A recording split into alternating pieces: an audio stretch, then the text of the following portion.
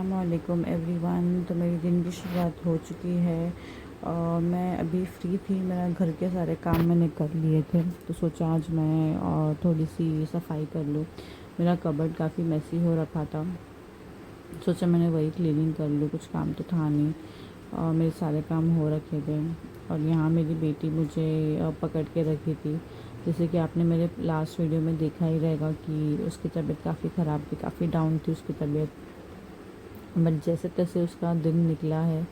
जो वो 3 दिन फीवर के थे वो बहुत ही ज़्यादा हेक्टिक थे, बहुत वो तो बहुत ही ज़्यादा। मैंने कैसे मैनेज किया मुझे ही पता है।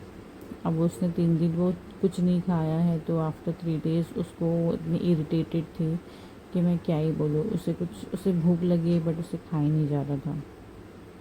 वो वो जो टाइम था जैसे तैसे निकल ही गया। बट अभी अल्हम्दुलिल्लाह मेरी बेटी काफ़ी अच्छी है माशाल्लाह से, काफ़ी बेटर फील कर रही है। तो वो अभी सारी चीज़ें इंजॉय करने की कोशिश कर रही है, जिसके डेली रूटीन में आने की कोशिश कर रही है। टाइम तो जा रहा है बट क्या ही बोलूँ, वो पूरा टाइम अभी भी मुझे ही चिपकी रहती है। मुझे हर काम में उसको इन्वॉल्व रखना ही पड़ता है, और भले वो किचन में हो या कोई भी काम हो, वो मेरे सारे काम में साथ होती है। आई नो किचन में बच्चों को लेके नहीं जाना होता है, बट क्या करें, बच्चे तो बच्चे हैं। जब वो लो फील करता है तो वो एट द एंड अपनी मम्मा को ही याद करता है। बट जैसे तैसे मैंने अपना आज एक काम निकाला मेरे कपड़ों का, जो मैंने काफ़ी टाइम से पाइल अप करके रखा था। कपड़े तो बहुत ही है, क्या ही बोलूँ, बट मेरा कबर्ड में भी स्पेस काफ़ी अच्छी है। बट वो पाइल अप हो के मुझे जब जो पहनना होता है, और वो बच्चों के चक्कर में जल्दी जल्दी में मैं उसे वैसे ही डाल दिया करती थी बिना फोल्ड किए। तो उस चक्कर में ऐसा लग रहा था कि बहुत कपड़े हो चुके हैं और स्पेस नहीं है। बट आज मैंने वो काम निकाल के अपना जो डेली का काम है उसका लोड थोड़ा कम कर लिया।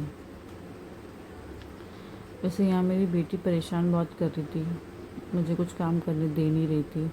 और मेरा बेटा महजान अपने ही काम में था। उसे मैंने टीवी लगा के दे दिया था ताकि वो वहाँ एंगेज रहे और मैं यहाँ पे अपना काम कर सकूँ। और बेसिकली वो ये टाइम पे तो सोता है, बट मैंने उसे जगाए रखा ताकि वो थोड़ा अपने आप को एंगेज रखे, तो मैं बाकी सारे काम कर दूँ। और यहाँ मैंने मेरी बेटी शांसा को भी इंगेज करा दिया था। उसे पेन के साथ खेलना और लिखने का बहुत शौक़ है। आई नो बहुत छोटी है, उसे समझ तो है नहीं, बट वो जब वो बुक और पेन देखती है वो काफ़ी एक्साइटेड हो जाती है और उसे बस लिखने का शौक़ होता है। और जब भी मैं अगर कुछ चीज़ नोट डाउन करती रहती हूँ या लिखती रहती हूँ, मतलब कुछ भी डेली वो आता ही है काम, उसमें वो उससे पहले वो पेन लेके लिखना होता है। लेकिन आज जब मैंने अपना काम निकाला कपड़ों का, मुझे पता नहीं था कि मैंने इतनी शॉपिंग कर रखी है। मैं मैं घड़ी कर के थक गई थी और सारी चीज़ें यहाँ से वहाँ दी। मतलब शलवार कहीं और है, कमीज़ कहीं और है और दुपट्टा कहीं और है। सब ऐसे तितर पितर थे। जिस तरह से मैंने जोड़ा है मुझे ही पता है। यार शॉपिंग कर लेते हैं, समझ में नहीं आता जब हम कपड़े ले लेते हैं हर एक इवेंट के लिए और बाद में उसे रखने को भी जगह नहीं होती, तो वो और एक अलग ही स्ट्रेस रहता है। आज जब मैंने कपड़े निकाला तब मुझे पता चला कि मेरे पास इतने कपड़े हैं और मैं पहनती गिन चुन के ही कपड़े हूँ। चल ऐसे थोड़े टाइम के बाद तो मेरे बच्चों के भी कपड़े वैसे ही हो रखे हैं।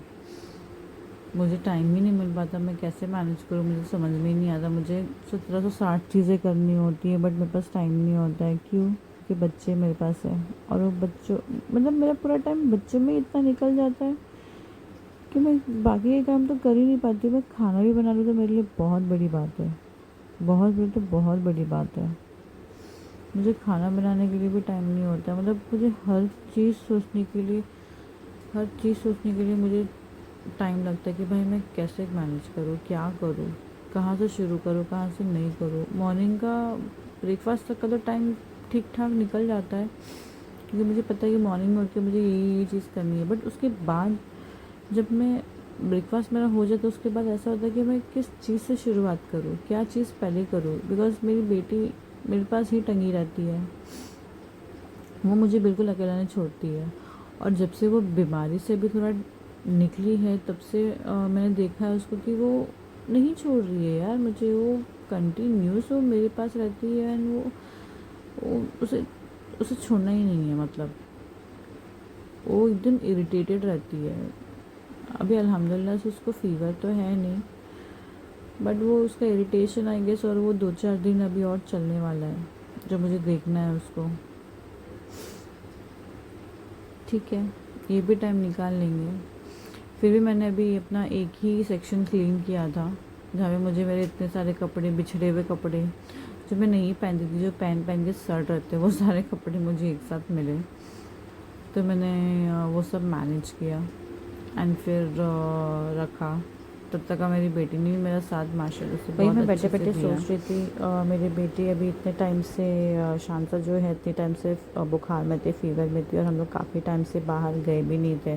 तो सोचा मैं अपने हस्बैंड को फ़ोन करके पूछूं कि कहीं जा सकता है क्या शाम में बाहर। आज मेरे father in law and mother in law दोनों घर पे थे ही नहीं, और हम घर में सुबह से अकेले बोर हो रहे थे, तो मैंने सोचा एक बार उनको फ़ोन लगा के पूछ लूँ कि अगर वो जल्दी आ सकते हैं तो लाइक हम शाम में जा सकें। तो उन्होंने भी एग्री कर लिया, उन्होंने बोला ठीक है प्लान बनाओ तो हम कहीं शाम में जाके आते हैं। अब उन्होंने हाँ तो बोल दिया, बट उसके बाद समझ ही नहीं आ रहा था कि मैं कहाँ जाएँ। तो फिर क्लिक हुआ कि अभी क्रिसमस का टाइम है, काफ़ी सारे जगहों पे क्रिसमस के सेलिब्रेशन के जो डेकोरेशंस होते हैं वो सब लगे होंगे। वैसे बचपन में मुझे क्रिसमस के डेकोरेशंस देखने का बहुत शौक़ था। हमारे स्कूल के आसपास कैथलिक स्कूल्स बहुत थी, तो जहाँ पे वहाँ वो लोग डेकोरेशंस लगाया करते थे। मैरी जो मिस मैरी है उनका, मतलब पूरा पूरा सेटअप हुआ करता था, जहाँ पे वो पूरी स्टोरीज़ वो लोग बताते थे उन मिनिएचर आर्ट के थ्रू। हमें देखने बड़ा मज़ा आता था। फिर उनके यहाँ पे कल्चरल प्रोग्राम्स हुआ करते थे, क्रिसमस के प्रोग्राम्स हुआ करते थे, तो हम वहाँ पे भी जाते थे देखने के लिए। लेकिन बचपन का टाइम तो कुछ और ही था, कुछ भी कहो यार, वो दिन अब वापस तो नहीं आ सकते। तो उसी चीज़ को यादगार लाइक उस याद को ताज़ा करने के लिए हमने सोचा कि हम चलो मॉल ही चले जाते हैं शाम को रेडी होके। तो यहाँ हम निकल चुके थे, मेरे हस्बैंड को आते मतलब वो तो पहुँच चुके थे ऑन टाइम, बट हमें निकलते हुए लेट हो गया, क्योंकि एज़ यूजुअल मैं बच्चों के काम में ही लेट हो गई। तो फिर भी हम जैसे तैसे निकल गए बच्चों को लेके। यहाँ मेरा बड़ा बेटा सो गया था, इसके लिए वो आपको वीडियो में दिखेगा नहीं, बिकॉज वो मेरे गोद में है, वो सो चुका था। एंड तो यहाँ पे हम बिग बाज़ार जो है वो हम एक्सप्लोर कर रहे थे। यहाँ पे बेसिकली मुझे मेरी बेटी के लिए ज़्यादा कुछ ऑप्शंस नहीं मिले, और मेरे बेटे के लिए तो काफ़ी सारे ऑप्शंस थे, तो वो उसको इग्नोर करते हुए हम डायरेक्ट गेम जोन में चले गए, जहाँ पे मेरा बच्चा नींद से उठ के काफ़ी इरिटेट कर रहा था एज़ यूजुअल। वो बहुत ही ज़्यादा इरिटेटेड था, बिकॉज उसे उठते बराबर कुछ ना कुछ खाने के लिए चाहिए होता है, और हमने उसको गेम में बैठा दिया उसकी बहन के साथ, जो कि वो बिल्कुल एंजॉय नहीं कर पाया। बट हमने तो काफ़ी सारा एंजॉय किया। हम वहाँ पे हमने काफ़ी सारे टिकट्स जीते, गेम्स जीते, बहुत बहुत ही ज़्यादा एंजॉय किया। यहाँ पे आप देख सकते हो, हम यहाँ पे सारे शॉप्स एक्सप्लोर कर रहे थे। मुझे एक्चुअली फाउंडेशन लेना था, जो कि मैं टिरटिर, जो आप सबको पता ही रहेगा, टिरटिर वाला फाउंडेशन जो काफ़ी अभी चल रहा है, ट्रेंडिंग चल रहा है, वो मैं देख रही थी। बट वो कोई शॉप्स में अवेलेबल नहीं है। मुझे आज पता चला कि वो सिर्फ ऑनलाइन अवेलेबल है, ये कोई स्टोर में अवेलेबल नहीं होगा। बट बिना ट्राई किए या चेक किए कोई फाउंडेशन लेना, बट मैं तो ऐसे शॉपिंग नहीं कर पाऊँगी। ठीक है, यहाँ पे हमने इतनी सारी टिकट्स जीती पूरा। उसके बाद हम जल्दी से घर पहुँचे, यानी एक वॉक के लिए निकले छोटी सी। Thank you for watching my